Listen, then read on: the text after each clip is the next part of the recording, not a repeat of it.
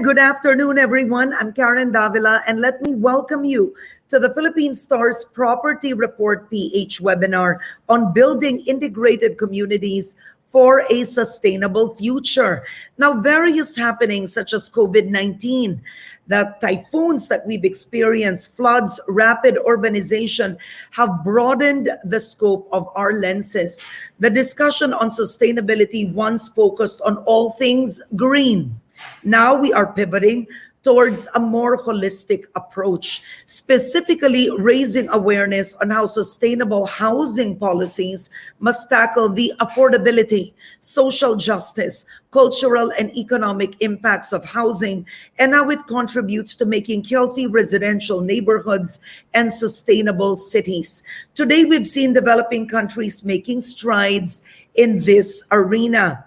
UN Habitat said the so-called pro-poor housing programs often provide accommodation of poor standards in remote locations with little consideration to the lifestyle of people. Yet in most developing cities, decent and safe housing remains to be a dream. As we delve into this topic, we're going to answer pivotal questions and find out, is the Philippines ready for sustainable communities? And what does that exactly mean? Are we taking the necessary steps in order to create these communities? Are integrated communities a step towards the right direction? Joining us in this discussion today, we have Chris Rollo, UN Habitat Country Program Manager. Hello, Chris. Chris has been with UN Habitat for the last 14 years. He's provided support to the national government in preparation for the Philippines' new urban agenda, the development of the national guidelines for local shelter planning, and the enhancement of the national urban development and housing framework. It's so nice to finally meet you, Chris. Yeah, thanks, Karen. It's my pleasure to be here. All right. And we also have David Leechiu. He is the co-founder and CEO of one of the country's leading professional real estate brokerage services in the country with over 20 years of experience. Hello to you, David. Hey, Karen. Thank you for having me. All right. And completing our panel is SMDC President Jose Marie Banzon. Joe Marie has decades of experience in the real estate industry. Hello to you, Joe Marie. He joined SMDC in 2013 as their EVP. And over the last 14 years, he steered SMDC into its market leadership position, known for trailblazing efforts in the condominium segment of real estate development and in redefining the urban dwelling landscape. Jo Marie, it's so nice to meet you finally. Thanks for inviting me to this webinar. Yes, as we start the panel discussion, Chris, why don't you start it off? It was mentioned earlier that the term sustainability no longer revolves around green. In what context should sustainability be viewed today in the context of urban planning? Yes, thanks for that question, Karen. Sustainability is where the triple dividends of society, economy, and the environment benefit the present and future generations. So using the Agenda 2030 and the Sustainable Development Goals of the UN as a framework, this would refer to the 5 Ps of people, planet, prosperity, peace, and partnership. In terms of urban planning and housing, there are a number of aspects, but I would like to focus on land use and the promotion of compact cities with efficient densities to avoid urban sprawl. Recent studies have shown that the rate of growth of urban land use globally is almost double that of population growth. This is also true in many cities in the Philippines, particularly the metropolitan areas. And this has negative impacts on the environment, including the encroachment into agricultural and protected areas, inefficient service delivery, increased carbon footprint, among others. So compact cities and communities maximize the use of urban land and promote economies of scale and efficient services. Integration happens at various scales.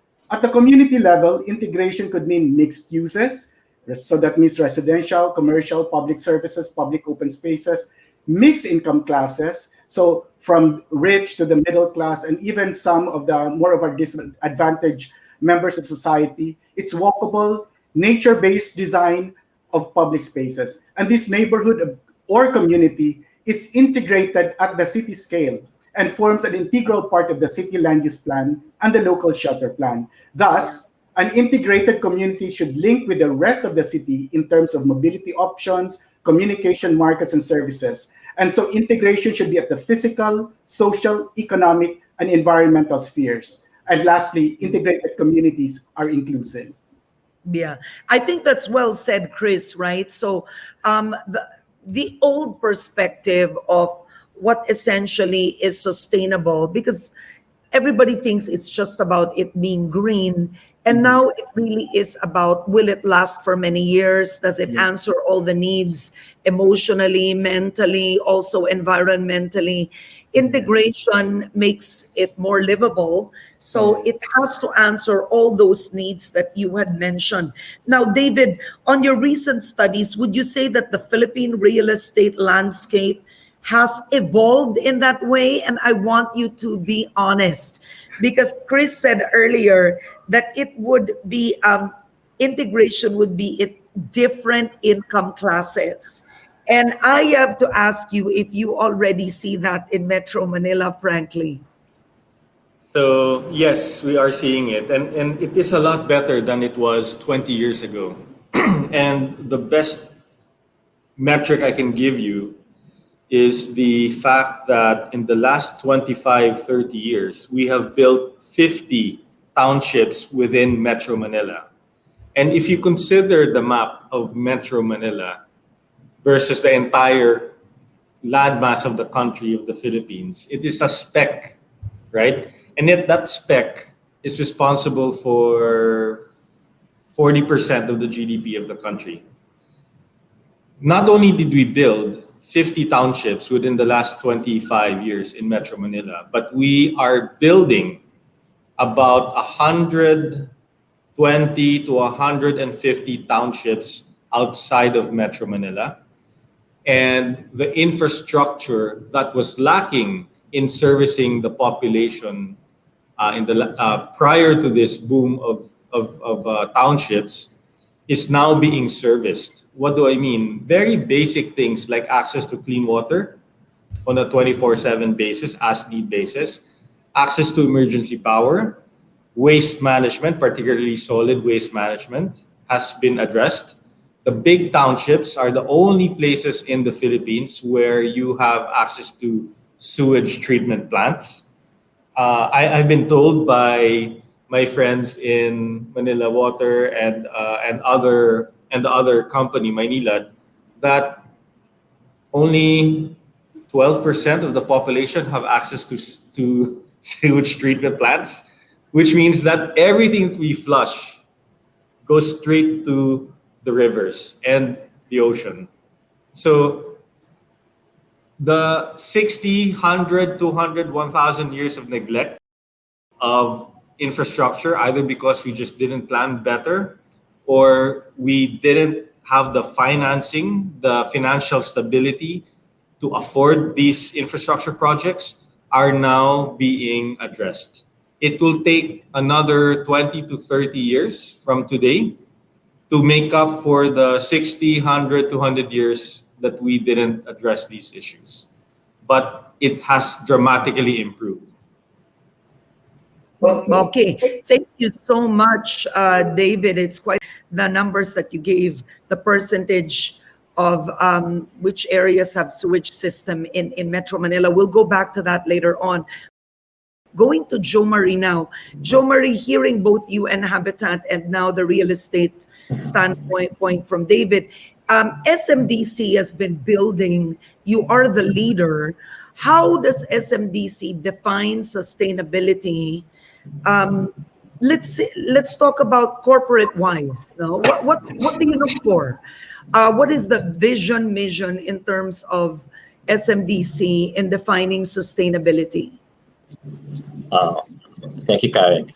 When SMDC looks at sustainability aspect of our developments, we view it in terms of the three pillars of sustainability, as Chris mentioned. That's economic, environmental, and social.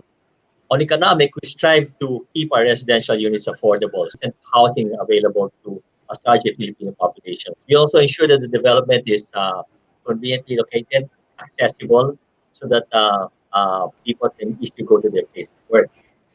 And since our residences belong to integrated developments, they produce plenty of employment opportunities, such as not only for the residents but also for the community.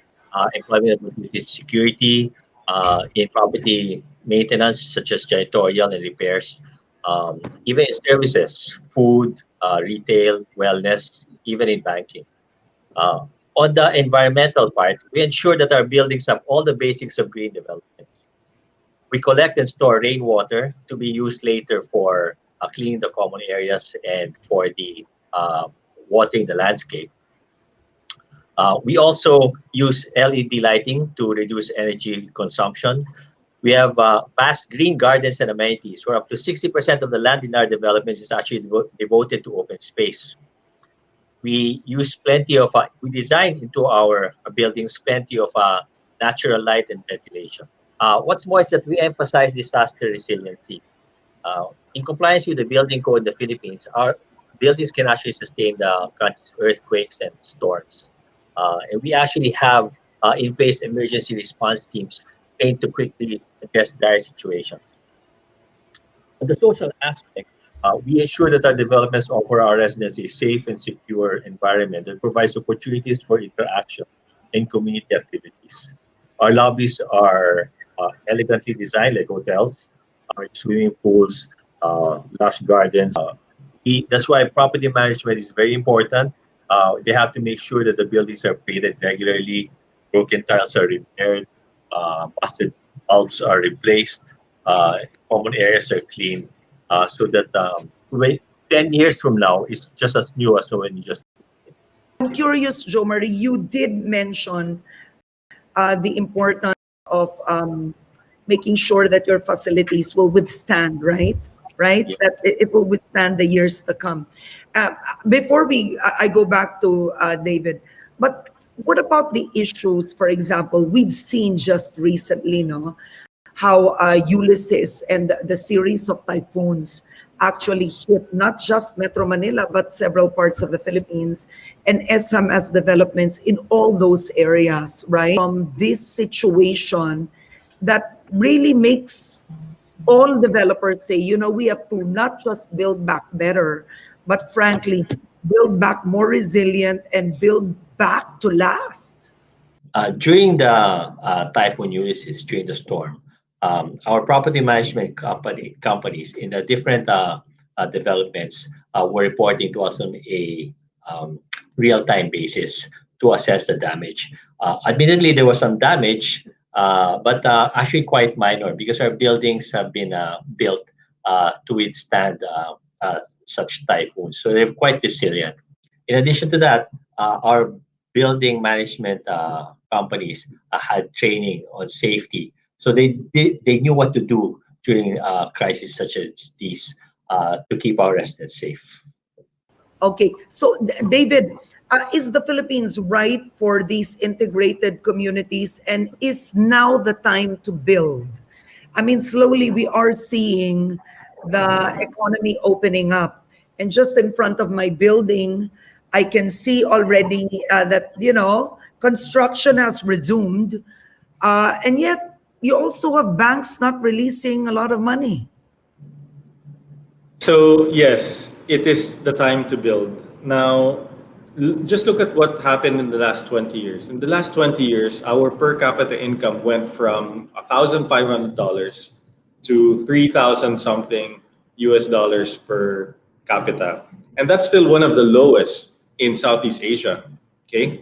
One of the lowest in the world, one of the lowest in Asia Pacific. And yet, so much wealth was created, and the middle class started to mushroom in the last 20 years. Now, if you look at what JP Morgan says, UN, World Bank, IMF, and all these other financial institutions say that the Philippines is going to be in the top 20 fastest growing economies in the next 30 years. So we're going to have this massive long runway of 30 years of economic growth, faster than many, many, many countries. And that would just mean more demand for real estate. Chris, coming from UN Habitat, how do we include those in the lower sector in this whole integration discussion? You know, when you listen to David and Joe Marie, we're talking about essentially, you can go middle class to the very upper class, and maybe even a little of the lower middle class, but we are not yet really speaking about how to integrate the poor into this integrated sustainable city. Usually is they're encouraged to be building outside of Metro Manila. They're not able to really enjoy the benefits and facilities of this sustainable integrated city, Chris. What we really promote in UN Habitat is that everybody in the community, in the city, should be involved in the actual housing plan of the city.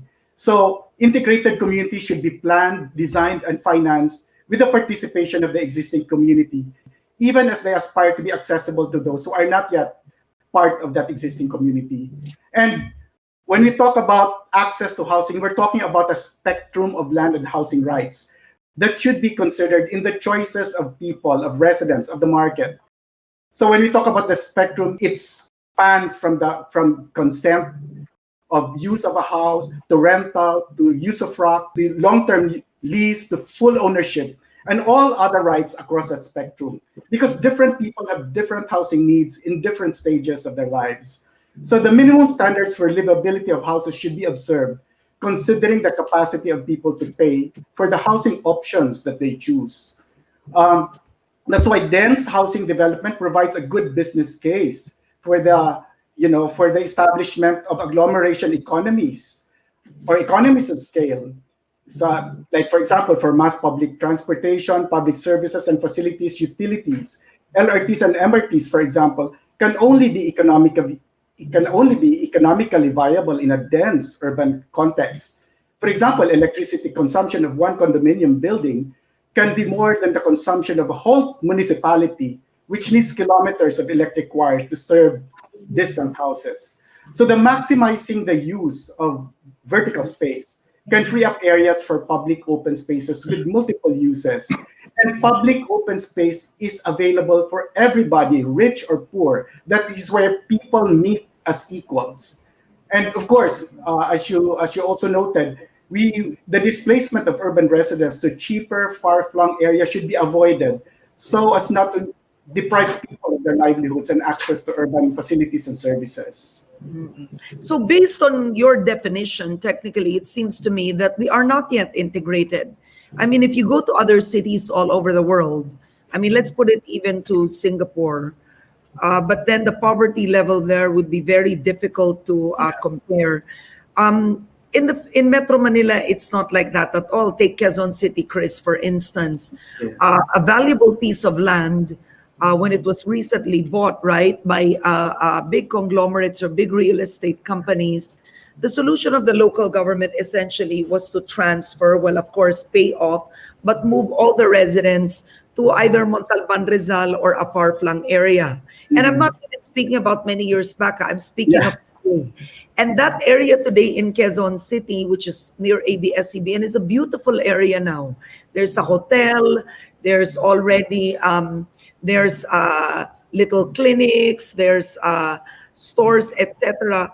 But it doesn't it doesn't follow what you just said of the residents, whether rich or poor, should be stakeholders and have a say.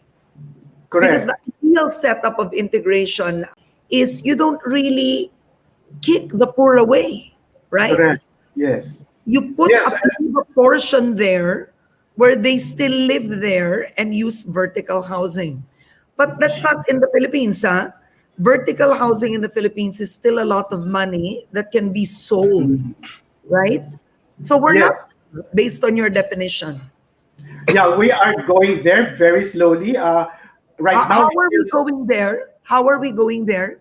Can you yeah, give me a city yeah. For example, so that we we are know of going there? Quezon City where it used to be occupied by informal settlers, but Yeah. then the landowner and the informal and the community decided to redevelop the property. The frontage of the property was so the community was part of the planning and redevelopment of the area. The prime area was given to the homeowner to build the structures, and then the back part of the area, that's where the communities also remained and stayed with their own. What area is this? I'm really curious. Yeah, I forgot the name, but that was shared by the housing office of Quezon City. We can check Oo. that. Yeah. Yeah. So that's one good one. Yes, and also there are, like, for example, in Valenzuela, in the Amvaca property, it's a community led, community driven development, where it's the community themselves through the community mortgage program of the Social Housing Finance Corporation. They bought the land, and then they actually built five huge medium rise buildings for the whole community, and it's the community that planned for it. They contracted their own developer, and of course, since they don't have upfront money, they had to go through the community mortgage program with HSFC, so that payment can be paid to the landowner, and then the homeowners can pay it over a period of time, around for 25 to 30 years. Yeah. So there are many schemes now ongoing in the country, all over the country. Okay. Now, for Jo Marie, I know that SMDC, a way that SMDC made an effort to integrate, right? The lower income, so to speak, is to reintroduce a new way of living. You know, Filipinos always believe that you're only the only way to live is you if you actually have a house and lot, right? And SMDC has reintroduced that no, you can you can live in the city in a vertical space, and it doesn't have to be big as what you imagined it to be when you were younger, but you can also redefine that as a new way of modern living, because in many parts of the world, you go to Hong Kong, the living space is so small, right, Jo Marie? Or even Yes. Japan, frankly, and yet they work in the city. What do you look at when SMDC? What are your considerations? When we look at developments, we start by looking at the property. Of course, we have to buy the property. We have to we have a big budget actually for property acquisition. We continue to buy every year. And David Leechiu will attest though that we don't just buy any property. We do our due diligence. Um, we have to make sure that it's not flood prone, it's not on an earthquake fault, and more importantly, the accessibility is there for public transportation and so on. So it's easy, and you can also build a mall there. Location of the property is important. And then when we design all of the features of the green building, of convenience. We have our malls, we have our, as I mentioned, the hotel-like lobbies and the resort-themed amenities to enhance the lifestyle of the residents. As you pointed out, the living space may not be big, but then your living room is big because you invite your guests, you stay in the lobby, and Yeah. it's comfortable, it's air conditioned, it's Wi-Fi, it's very elegant actually. Um, just to talk about what Chris was saying on vertical developments. Actually, you have to segregate because you of course have the middle class and you have the lower than middle class. Okay, Yeah. but the middle class, they're the ones who are buying our vertical developments in Metro Manila. Yeah. Vertical developments in Metro Manila is um, very practical because the land prices here are very expensive already. So the Correct. only way you can offer affordable housing is if you build many dwellings and spread the cost of the land on the units, and then Yeah.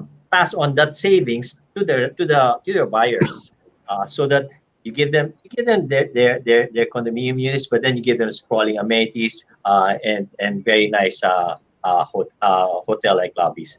Now and then you have the that's the middle class, and as David was saying. Um, the Philippines has evolved. It's already a very fast-growing economy. Um, I think, well, now there's a little bit of a hiccup with the pandemic, so things are slowing down. But then once this pandemic blows over, and now they already have a vaccine, the Philippines will recover very quickly, I believe, because we have the fundamentals are here. We have an educated, young, and hardworking population. English speaking, we're actually the employee of choice of the world. And because of that, there's a lot of affluence coming to the Philippines. So you have a very fast rising middle class. And this middle class are the ones who are buying our vertical developments Yeah, here in yeah. Manila, and also in other cities like Davao and Iloilo and Cebu. Now, but then we target the OFW market as well, and that many of them look for landed properties Yeah. in the areas where they actually grew up.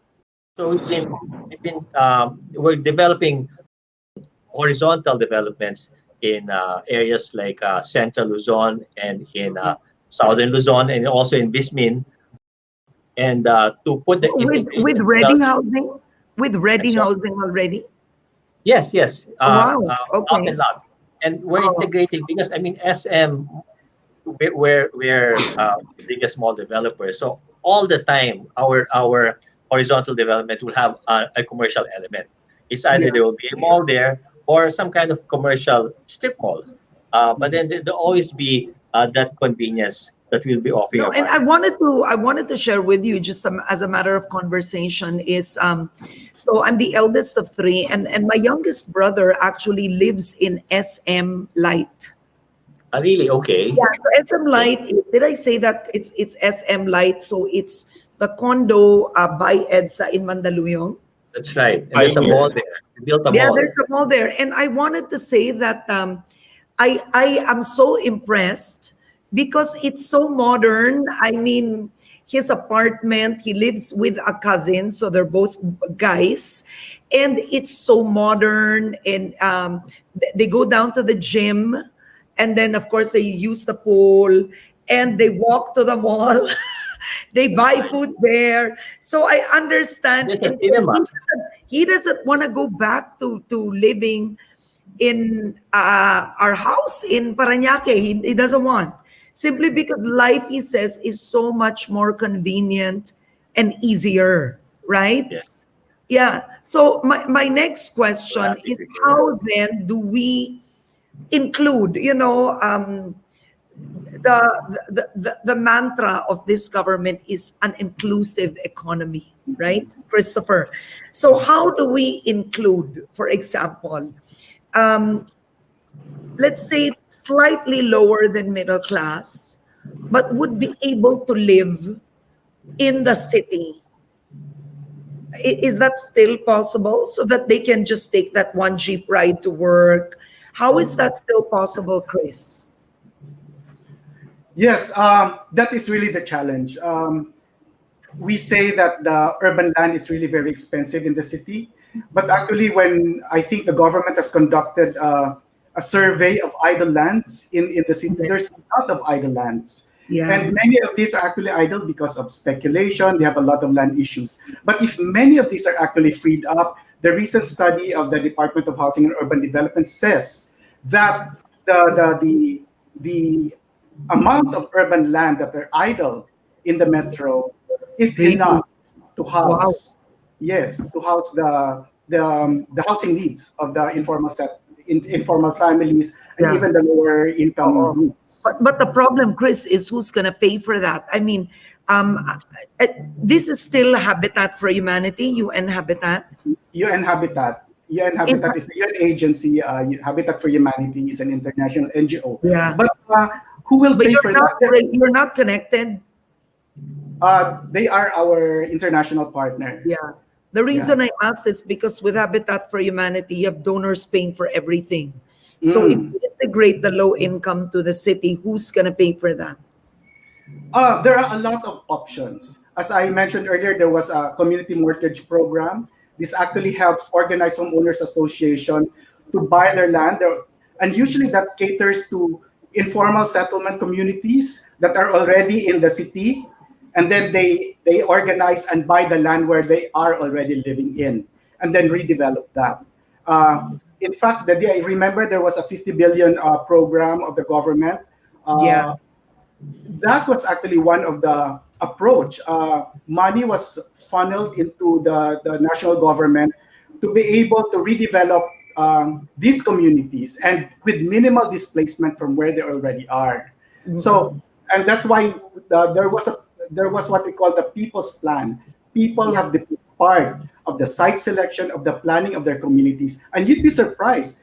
They actually have resources. These informal settlements actually already represent resources, personal resources of people. When they build their houses, when they build their economies around it, those are personal investments. And people, when you go there, many people are actually renting these spaces, so they have money.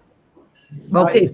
It's not. There has to be a system in place. Yeah. Now, I want to put David and Jo Marie in the discussion. What is also government's role in all this?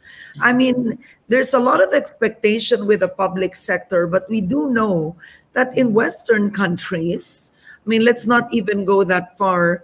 Just go to Singapore, for example.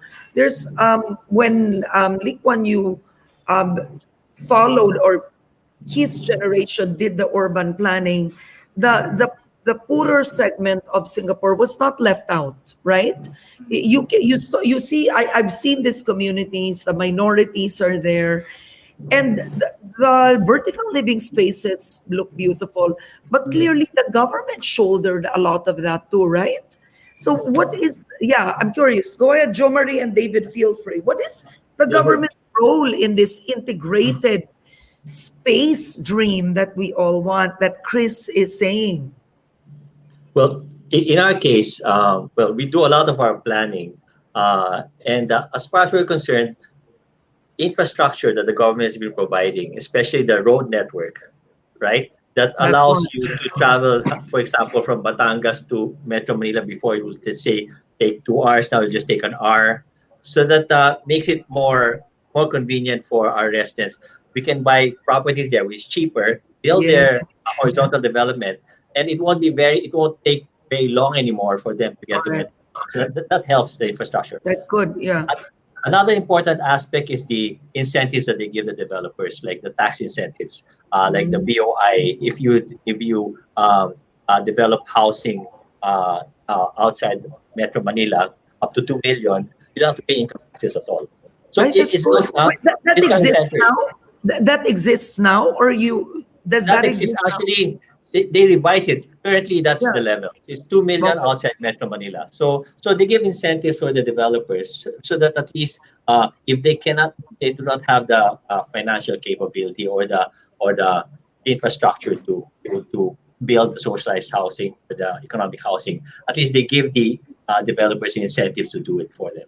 So we've been working with the government very closely on that. Okay, David.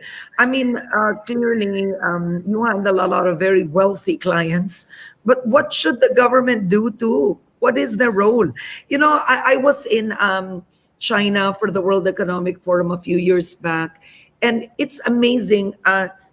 Tianjin to Beijing used to be 3 hours. So people couldn't live in Tianjin if they worked in Beijing.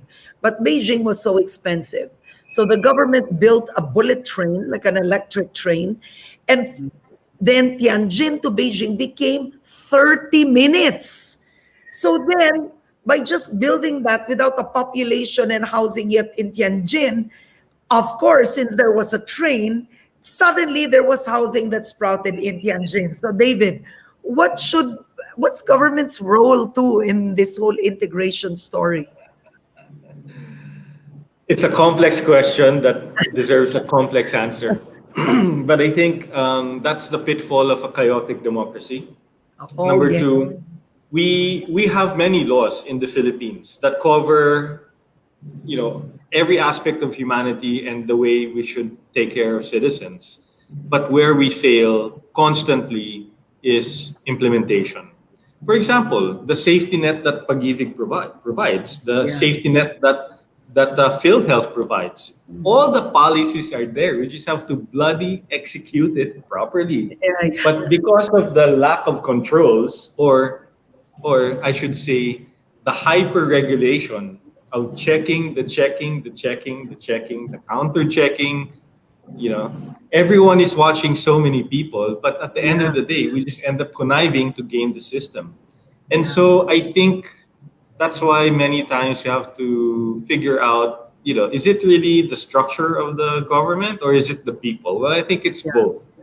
The other thing is, for example, what one of the biggest credits we can give to this administration is the fact that the TROs, the temporary restraining orders, and the right-of-way issues You're have become right. significantly less. The Uh-oh. best compliment that maybe Mr. Ramonang ever gave the president publicly was involving infrastructure projects.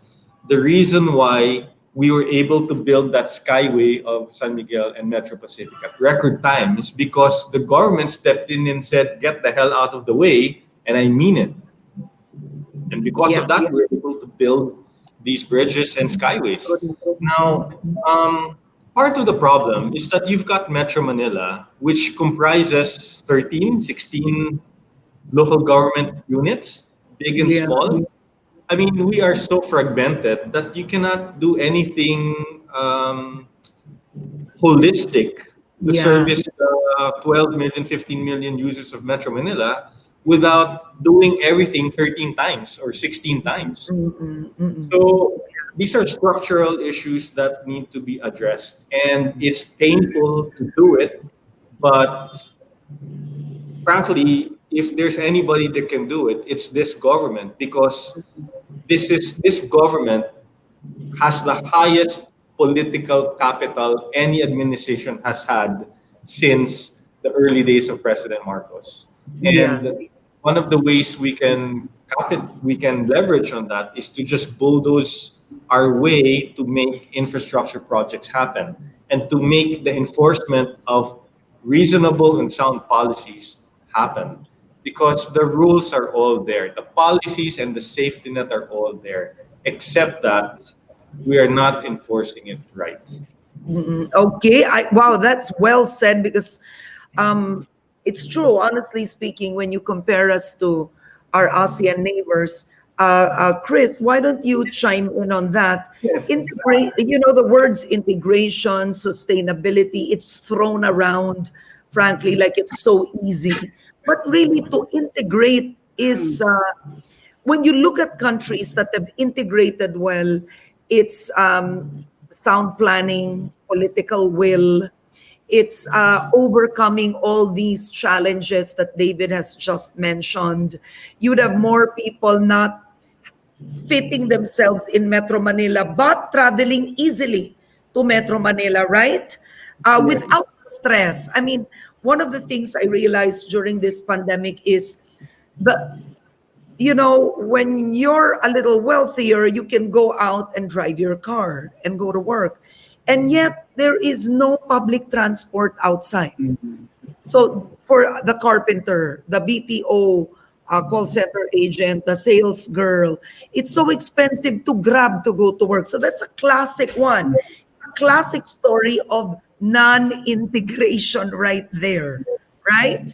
So, Yes. what would be a wish list in the Metro Manila setup for you that would spell integration in a practical way? Yes. First, there has to be a honest to goodness Metro Manila urban plan. We have had so many attempts at that, but I don't think we really have one plan that will guide all the 16, 17 local governments in Metro Manila in one vision. So that kind of that breeds a lot of dysfunctionalities and a lot of inconsistencies in local policies. And that's why when we look at Metro Manila, it's supposed to be one big urban agglomeration with an efficient system, but the systems are not as efficient as already explained earlier because of many, little kingdoms within it. Um, I would like to go back to also to what government can do for the housing problem. for me, one basic thing is for the government to put their money where their mouth is. When we look at the housing budget, uh, Yeah. annual housing budget, it's only less than 1% of the national budget. You were talking about how Singapore had a very good housing program because they have 10% of their national budget in housing. Mm, So, mm. and then also when we look at the housing options, many of the housing developments are really, for sale. But Yeah. what we are asking now for the government, and I know they're working on this, is a public rental housing program. Many Yeah. people do not want to own houses at many points of their lives. They just want to have a secure place to stay. And public rental could be one of them. But we don't have a public rental housing program at present. Yeah. And a public rental program, the reason that's important is it's cheaper than Yes. yeah, because it's a program that really aims to have the lower income live in the city. So technically it's the government you're paying to. It's Yes. not a private individual who owns the property.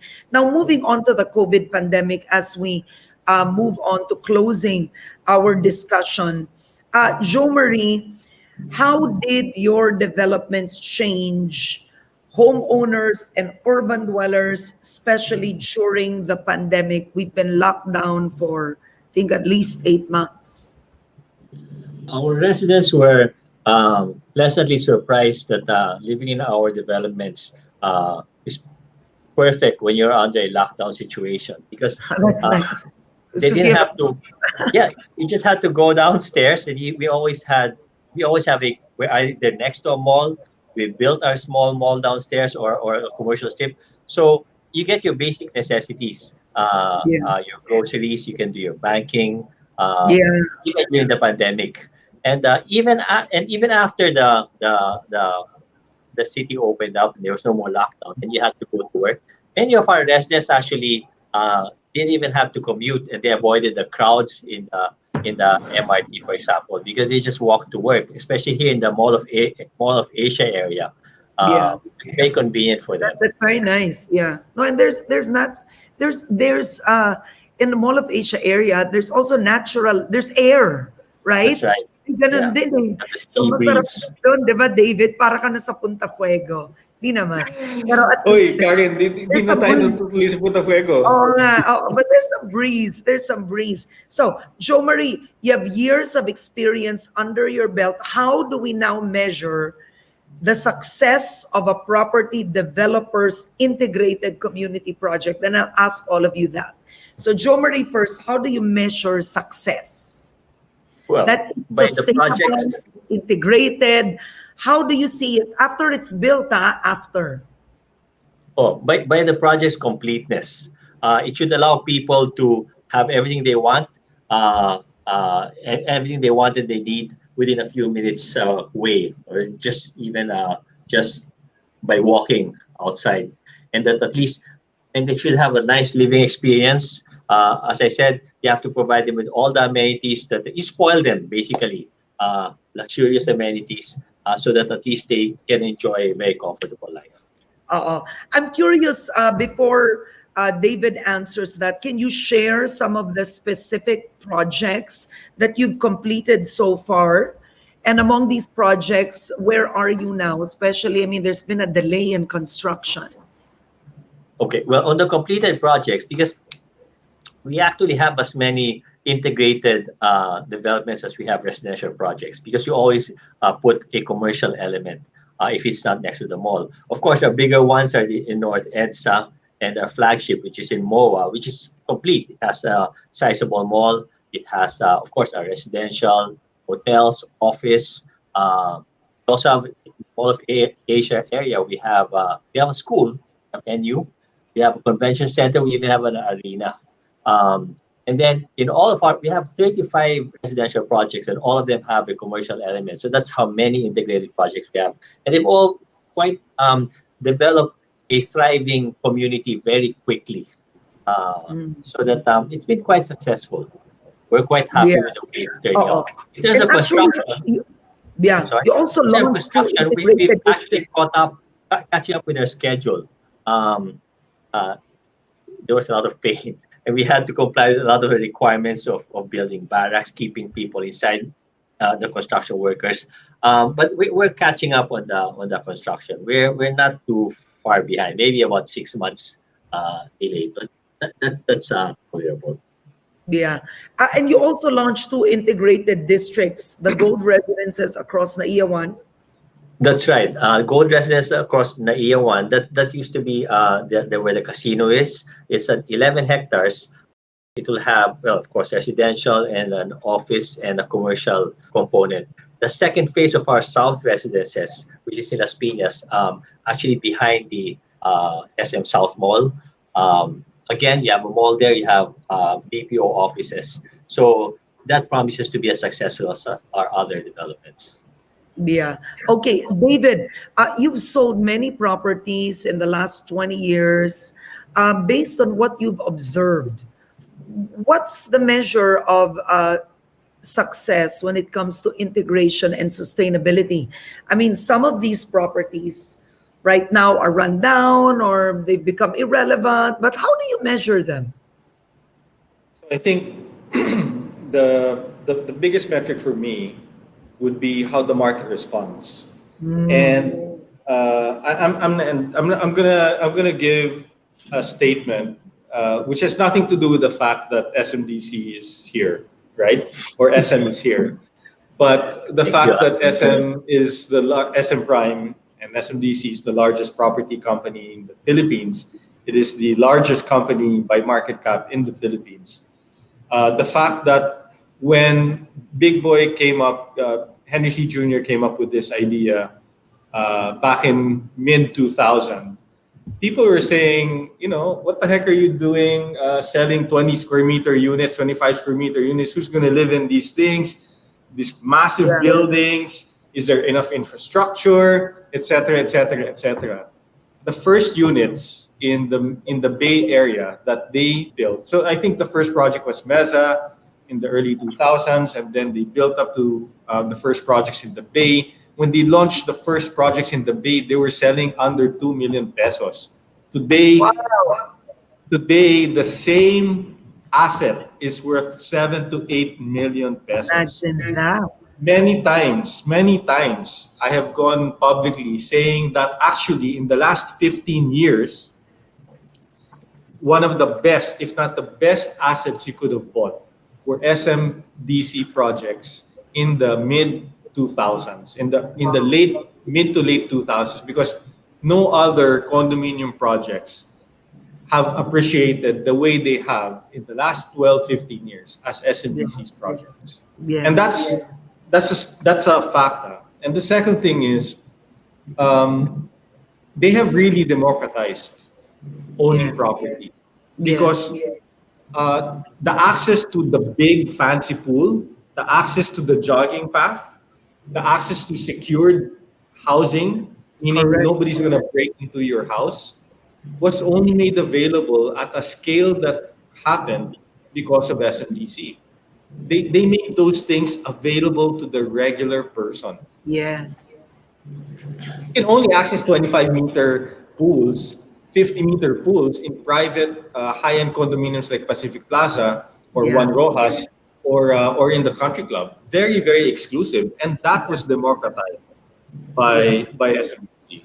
I mean, there were many condominium developers pricing themselves between 2 to 2.5 million, but they didn't provide those amenities the way SM has done. And I think the market has responded to that favorably when you look at the asset appreciation over the 12 years. So it's not a blip, it's a long-term sustainable event. Yeah. And you also look at the stock price of SM. Yeah. Those two things validate the market. Wow, that's brilliantly said. I have to say, Thank you, Joe Marie, David. I don't think you can get a better description on the I'm glad, metric I'm glad success you invited him. than that particular description. Now, Chris, of course, Joe Marie and David are coming from the private sector. They have different metrics, but Yes. let's talk about it, in a socialist point of view, so to speak. What would be your metric of success, right, with integration? Yeah, with integration, I really look at the scale of the city. you say an integrated community is an integrated part of the city when it is permeable. So really, when we say permeable, it's not a vast gated community Okay. that is an island unto itself, and the rest of the city will have to drive around it to other parts of the city. That's one. Second, for me, it should be inclusive. So that part is exclusive. That's why we have really a city of the rich and a city of the poor. Yeah. And you can see this spatially, visually, and hopefully over time we see less and less of that. Yeah. And of course, Paris has made this a very common byword already, a 15-minute city, where everything is within your reach in 15 minutes. And for me, an integrated community is like that. You can access everything within 15 minutes from where you live. UN Habitat actually works mostly in cities outside of Metro Manila, what we call the secondary cities, because this is where the urban growth is fastest. Yeah. And this is also where local capacities are lacking. And that's why we focus many of our efforts outside of Metro Manila. Maybe just an example of one housing community development that we did was post Yolanda, where people were really, their houses were really destroyed. This one is in Rojas City, and people had to rebuild.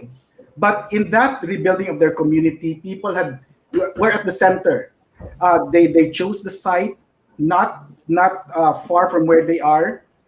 They designed their houses. They helped build their houses, and they even did quality control as the houses were built. And then, because they were part of the process, when they were incrementally building, so when they had extensions of their house, they know how to extend their house using the same technology, using the same materials that were used for their houses. So that's building, not just building houses, but building the capacities of people to build their own communities, to strengthen the social cohesion within them.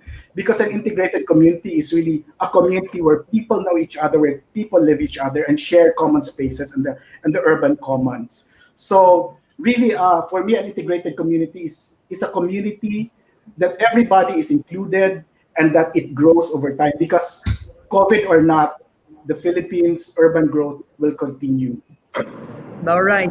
Thank you so much, Christopher Rollo. And I want to thank our panelists this afternoon. I really enjoyed it, frankly. It's nice meeting you. One day we will meet, they call it now IRL. It's called real life. And not on Zoom.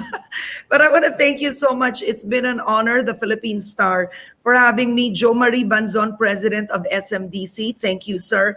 Of course, David Leechiu, my good friend, CEO of Leechiu Property Consultants. And Christopher Rollo, I think that was a very good closing statement to balance this. Country Program Manager of UN Habitat. Someone, Christopher, has to speak for everyone, right? Thank you so much. It's been such a pleasure. What a productive afternoon. And thank you to everyone who participated and tuned in for this webinar. We do hope that you learned something.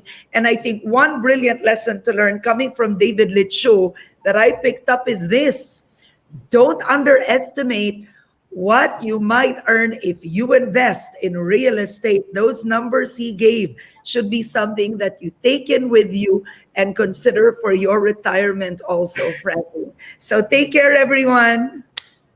Thank you.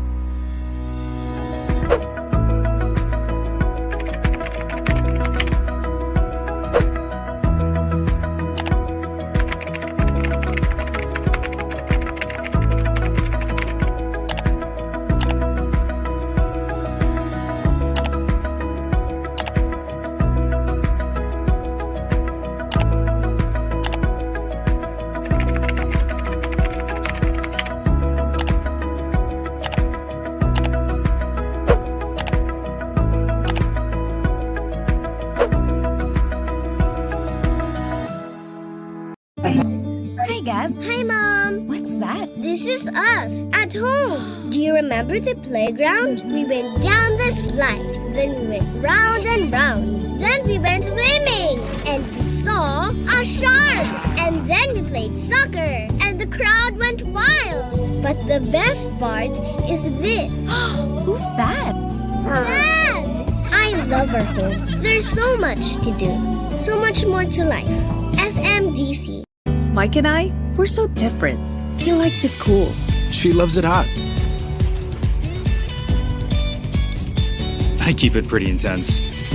While I'm all about keeping the calm. I believe in variety.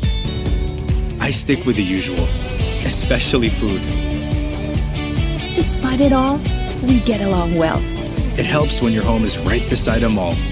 So much to love. So much more to life. SMDC. Since I got my new place, I've enjoyed every single day here. Hotel-like amenities, attentive staff, resort-style living, all in a premium location. So life here is easy and convenient. That's why I invested in another unit. I can earn more, and they can enjoy the very same things I enjoy at home. What a life! So much more rewarding. So much more to life. SMDC.